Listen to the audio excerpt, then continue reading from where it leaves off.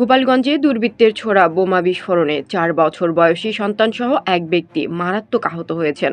মঙ্গলবার রাত ৯টার দিকে গোপালগঞ্জ সদর উপজেলার লতিফপুর ইউনিয়নের ঘোষেরচর উত্তরপাড়া এলাকায় নিজ বাড়ির সামনে এ ঘটনা ঘটে। আমরা সকলে আমার চেষ্টা করতেছি বিষয়টা আসলে কেন কিভাবে ঘটলো, তবে আমরা এখনো পর্যন্ত এটা যেভাবে যারা এই ঘটনা ঘটাইছে এরকম কোনো আমরা সুনির্দিষ্ট তথ্য পাইনি, এবং যিনি আহত হয়েছেন উনিও আমাদের এরকম কোনো সুনির্দিষ্ট তথ্য দিতে পারেনি। ভিকটিম পক্ষ যারা আছে যদি ওনাদের পক্ষ থেকে কোনো অভিযোগ আমরা পাই, অবশ্যই অভিযোগের লোকে আমরা আইনগত ব্যবস্থা নেব।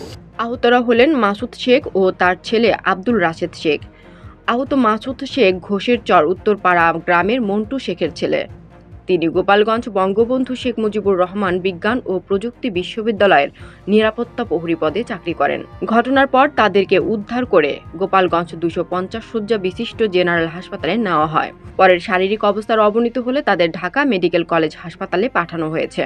পুলিশ জানায়, গোপালগঞ্জ বঙ্গবন্ধু শেখ মুজিবুর রহমান বিজ্ঞান ও প্রযুক্তি বিশ্ববিদ্যালয়ের নিরাপত্তা প্রহরী মাসুদ শেখ রাত ৯টার দিকে ছেলে নিয়ে মোটরসাইকেলে গোপালগঞ্জ শহর থেকে বাড়ি পৌঁছান।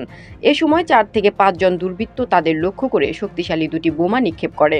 বোমা বিস্ফোরণে বাবা ছেলে দুইজনে মারাত্মক আহত হন। এ সময় বিস্ফোরণের শব্দে স্থানীয়রা ছুটে এসে তাদেরকে উদ্ধার করে গোপালগঞ্জ জেনারেল হাসপাতালে নিয়ে যায়। গোপালগঞ্জ 250 শয্যা বিশিষ্ট জেনারেল হাসপাতালের জরুরি বিভাগের কর্তব্যরত চিকিৎসক গাজী মোহাম্মদ আশিকুজ্জামান বলেন, মাসুদ শেখের বাম পায়ের লিগামেন্ট ছিঁড়ে গেছে ও হাড় ভেঙে গেছে। পেটে বড় ইনজুরি রয়েছে। এছাড়া মাসুদের শরীরের 30% ও ছেলের শরীর 27% পুড়ে গেছে। মাসুদের অবস্থা আশঙ্কাজনক, তবে ছেলে আব্দুল রাশেদ শঙ্কামুক্ত। তাদের দুজনকে উন্নত চিকিৎসার জন্য ঢাকা মেডিকেল কলেজ হাসপাতালে পাঠানো হয়েছে। গোপালগঞ্জ সদর থানার অফিসার ইনচার্জ মোহাম্মদ আনিসুর রহমান বলেন, আমরা তদন্ত শুরু করেছি।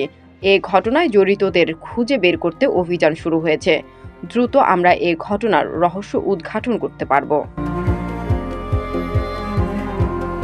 তানজিনা ইসলাম, জেপি নিউজ।